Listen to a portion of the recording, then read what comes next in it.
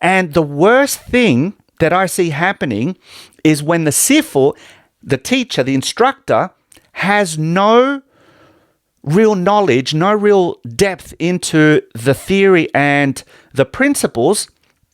So then when the student asks questions, they don't have the answer, so they make something up. And that is wrong. You'll see the master basically controlling the student just with a fingertip, just one finger, and the student is flying all over the place. That is nonsense. And it's unrealistic, and unfortunately, it's dangerous. Why? Because the student is getting a false sense of confidence. I've been practicing Wing Chun for 6-7 years. I've got a black sash, and I can really fight off 3 opponents because I do that all the time at my school. Really?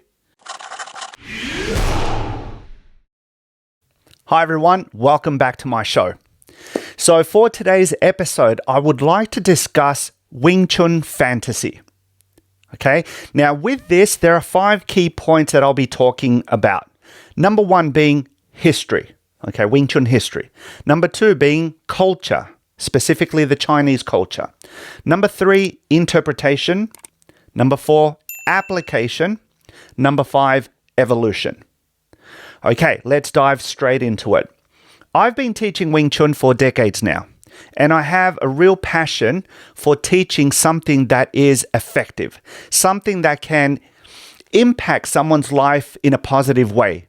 Because whether, there's a parent who brings their child into my school or an adult who's coming in, basically they want to learn real effective self-defense techniques. They want to increase their confidence. They want to learn how to handle themselves if ever the situation came up where they needed to protect themselves. So Wing Chun fantasy is a real thing. Now, in general, traditional martial arts fall into this kind of like category, the fantasy side of things. Now, what do I mean by that? See, I've had students of mine who used to train at another martial arts school, a kung fu school, many years ago.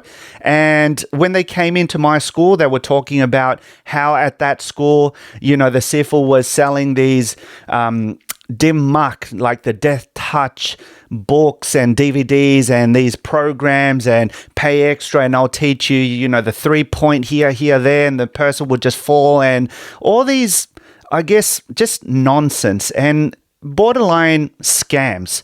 And you find that also in the Wing Chun community, unfortunately. I'm a big believer in keeping things real.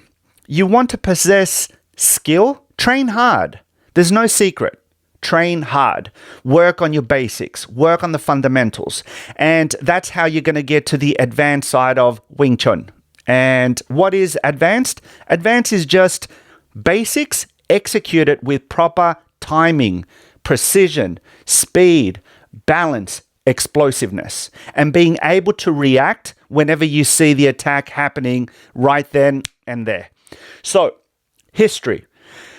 The Wing Chun history, we've only got evidence dating back to Dr. Leung Jun, the 4th generation Wing Chun master. Before him, it's only legend. So I won't dive into that. I'll just keep it short and sweet. So the history side of things, for the most part, it was taught just by telling stories orally, okay? And it seems like every generation coming down, the student would kind of like add a little bit more to the previous generation. I guess that dives into, point number 2, the Chinese culture. It's very much a thing where, say, SiFu or Sigong has passed away, so you want to put him up on a pedestal because, you respect your SiFu that much. And we see it happening nowadays. There are masters, Wing Chun masters, call it 1st generation Yip Man students who have passed away. And my goodness, their branch of Wing Chun have put them on a pedestal where, okay, one thing is really important to respect, history, tradition, and all that. I'm all for it. But then, bringing up these stories almost superhuman-like, I'm not a big fan of that. I like to keep things real. So when you're learning and you're following tradition, you're following a martial art that's very much based in the Chinese culture. And in the Chinese culture, especially when it comes to martial arts, in China / Hong Kong, you never question the SiFu. That's a rule of thumb. And that's why nowadays you see all these videos coming up where you'll see the master basically controlling the student just with a fingertip, just one finger, and the student is flying all over the place. That is nonsense. And that, unfortunately, is giving Chinese martial arts a bad reputation. And it gets to that point because students will never question the SiFu. And especially if the SiFu has a big imagination and talks about all these fantastic fighting and challenges that he had when he was young, or his SiFu, he saw this, he saw that. And that's where, unfortunately, everything gets a little bit diluted and it goes into the realm of fantasy. So with this, in terms of not questioning the SiFu, I am trying to make it clear that asking questions is a good thing. Questioning the SiFu is a different thing. I'm not saying to question the SiFu. I'm saying ask SiFu questions. And I always encourage my students before the lesson is over, are there any questions before we wrap up the lesson? That's basically what I'll say very often, because in a classroom where there's 25 or 30 students, I want everyone, to the best of their knowledge and ability, to go home thinking, I got it, or I understood, or at least I'm on the right path to getting the technique. I don't want students going home with doubts, because that's not a good thing. I want you all to learn and get the confidence, right? So that's what I'm saying in terms of, asking questions. Don't question the SiFu, but do ask questions.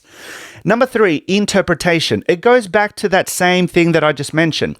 When a teacher is teaching a class, let's say 10 students, and that teacher is sharing a story, okay? Let's call it school, primary school or high school.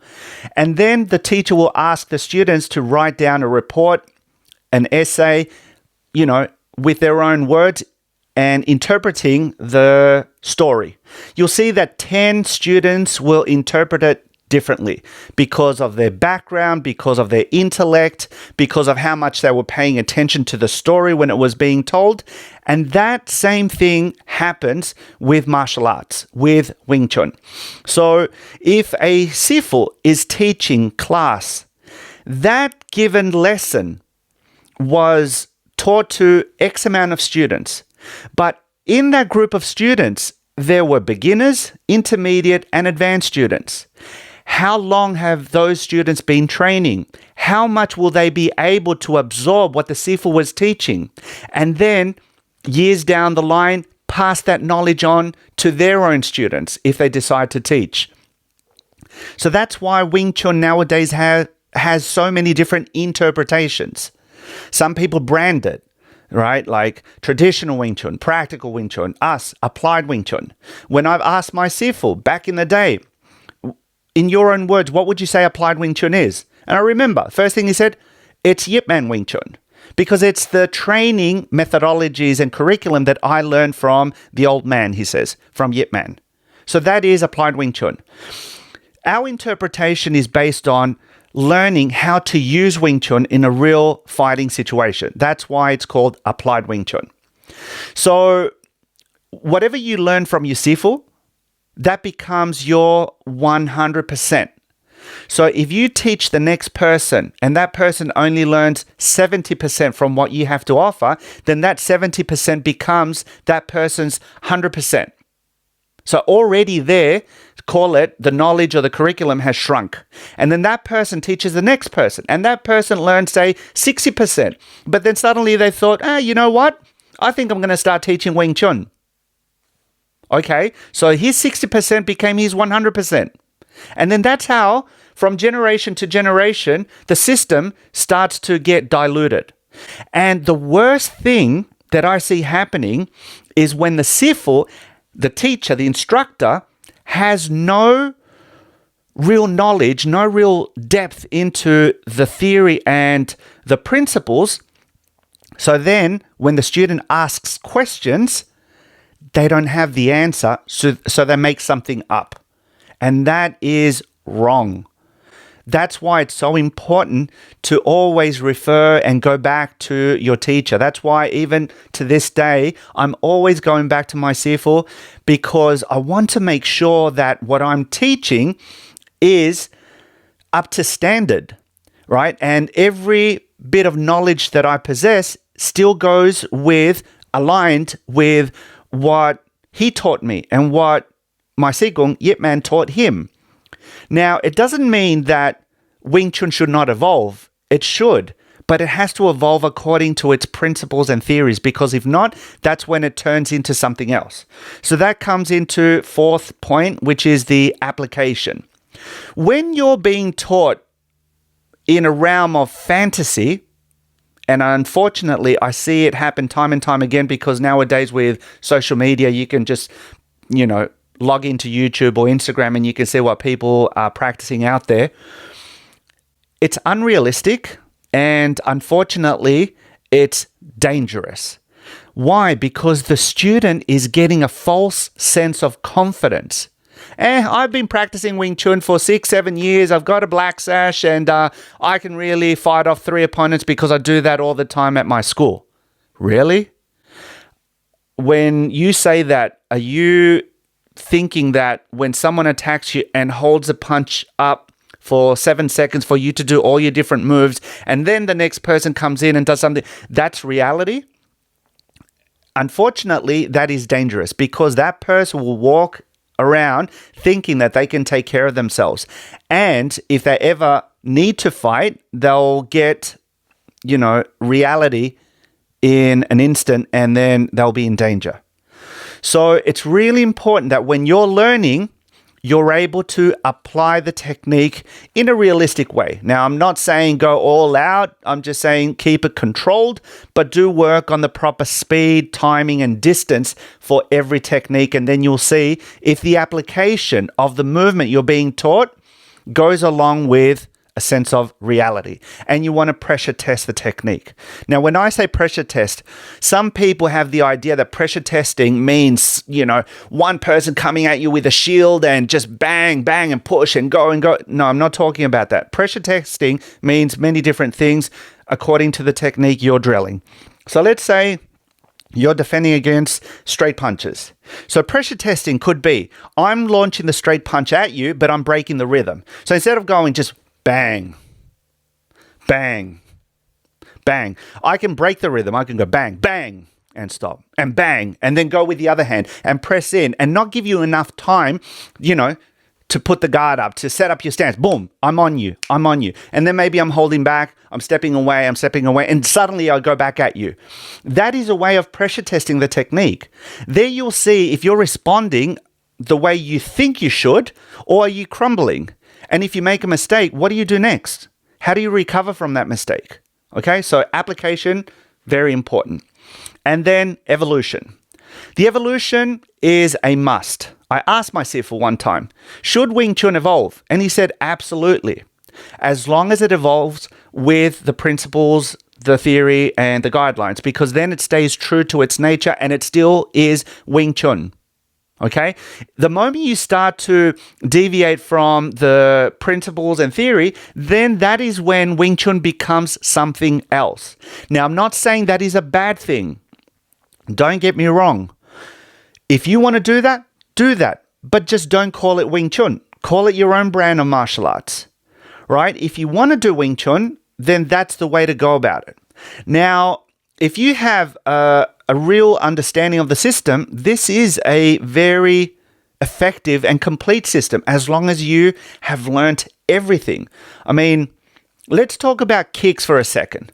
Wing Chun has 8 kicks, right? 8 different energies, 8 different ways of kicking. Most people, at the most, work on 3.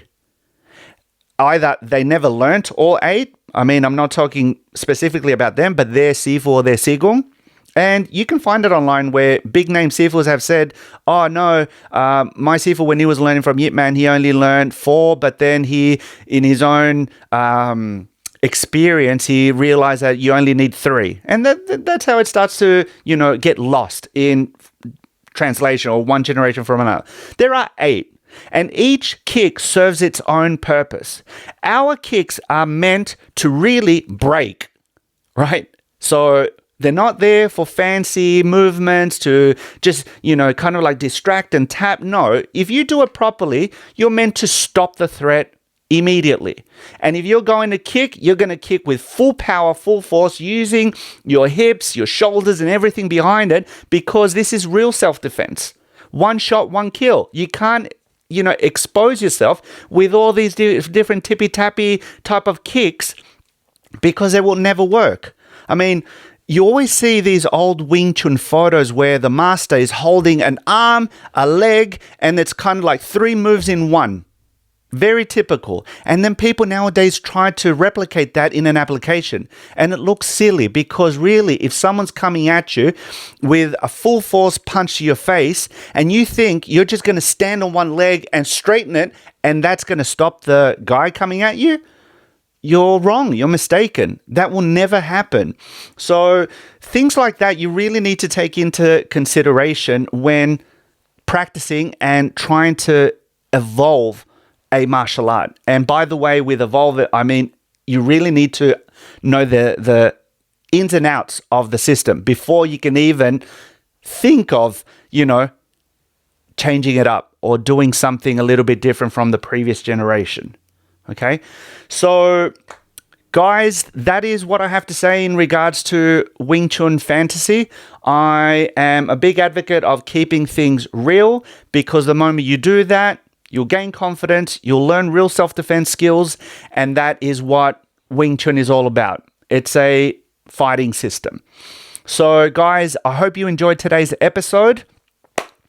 Make sure you share it with a friend if you know that they're interested or they practice Wing Chun. And that's it for today, guys. I'll see you in the next one. Bye-bye. Okay, guys, so that's it for today's video. Thank you so much for watching. If you enjoyed it, please click the like button, share it with a friend. And guys, don't forget to check out some of my other videos. There's plenty of material there to keep you busy training and taking your Wing Chun to the next level. If you haven't already, check out my online academy. It's umauniversity.com.au. There's a free introductory applied Wing Chun course you can check out and learn from those videos as well. Having said that, I'll see you in the next one.